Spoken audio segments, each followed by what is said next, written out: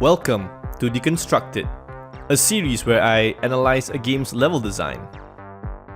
In this video, we're gonna have a look at God of War.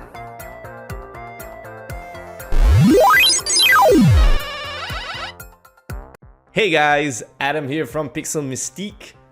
I make games and I help others to learn game dev. If you're new to this channel, do consider subscribing to get game dev tips, tutorials, and inspiration. And hit that bell icon to get notified whenever I upload new videos.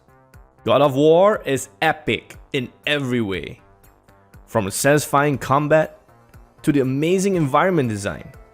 But what makes it so epic?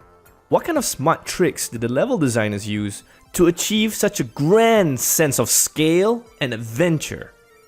Let's have a look. Let's first talk about how scale is being used in God of War.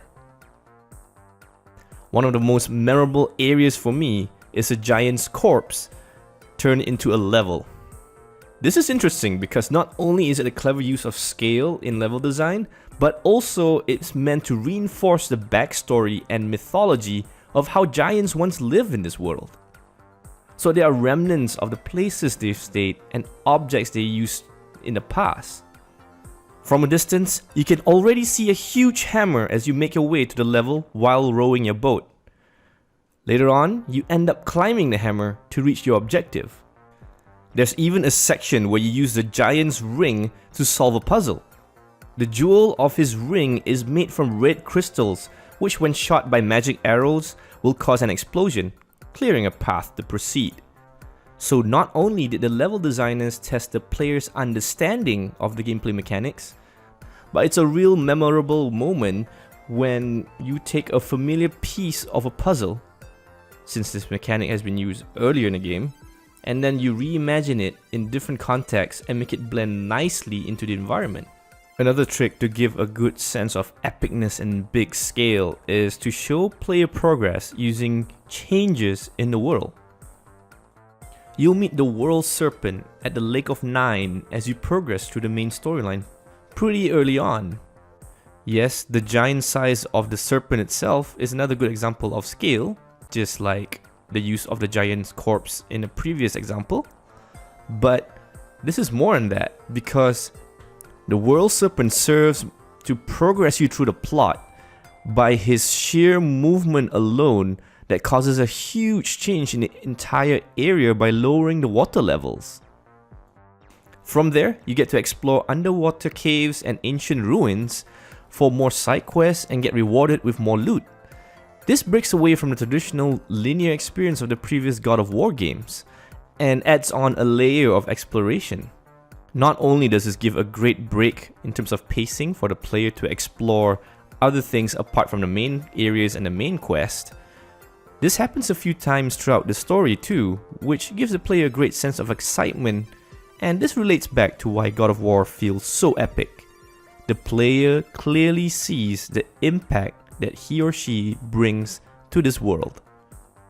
And even though this is primarily a linear story progression without multiple story branches, it shows you that it does really come back to scale, and that's why it has such an impact on the player experience. Hey guys, if you're getting extra value from this video, I hope you can smash that like button. It will really help my channel out. By the way, I have a special gift for you. Here's a free guide that can help improve your level design skills. In this guide, I've compiled the 10 questions you should ask when designing a level. If you want the guide, there's a link for it in the description below. Now let's get back to the video. There's quite a few examples where the level designers in God of War use views, vistas, and focal points.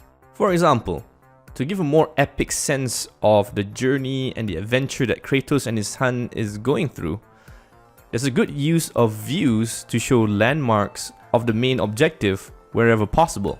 The most prominent being the big mountain that they need to travel to in order to fulfill Kratos' dead wife's final wish. In your journey, there are indoor areas which you must go through, and there are times where it might make you feel a bit lost and disoriented.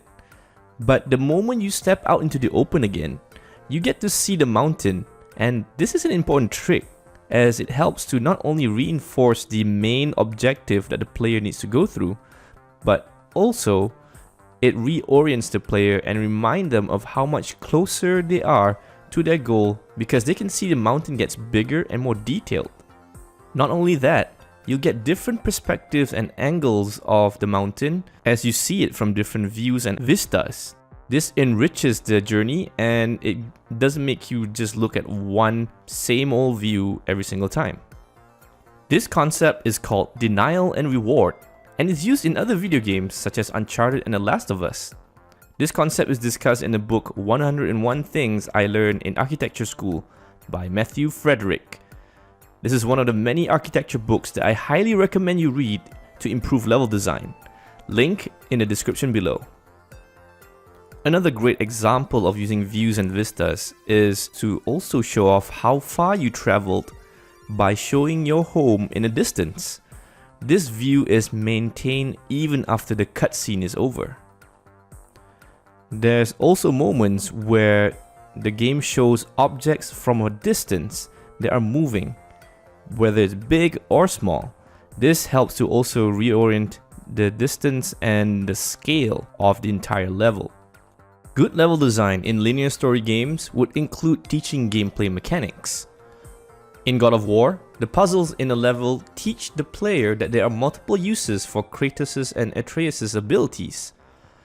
There are many instances where the axe throw, for example, is not only meant to hurt enemies or freeze them, it can also cut ropes and freeze traps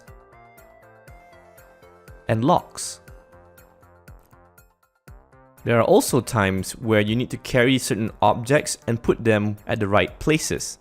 In some cases, this includes placing objects that would respond to the various abilities that the player has. And there are specially designed areas where Kratos needs to get his son to help solve parts of a puzzle. For example, he might crawl through tight spots to flip a switch on the other side. This strengthens the bond between the player-controlled character and his companion AI, making the companion another puzzle piece to be used. Remember the giant's ring earlier? The ring can be rotated by Kratos, which places the explosive crystal near a breakable door that unlocks a hidden chest. It serves more than one purpose now. First, it is to clear the path to the next area.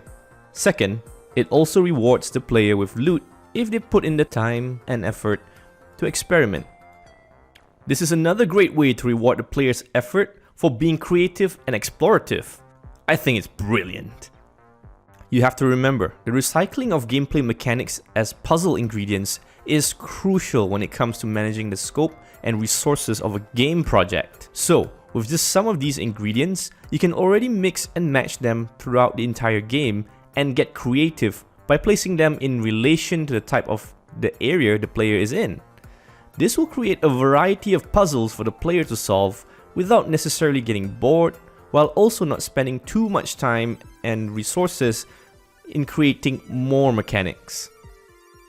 Question of the day: what kind of topics related to level design would you like to learn?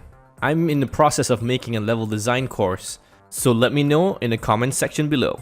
Special thanks to my Patreon supporters. It is due to their generosity that I'm able to make more games and more videos like this one. If you enjoyed this video, hit that like button and consider subscribing for more game dev tips, tutorials, and inspiration. Thanks for watching. Have a nice day.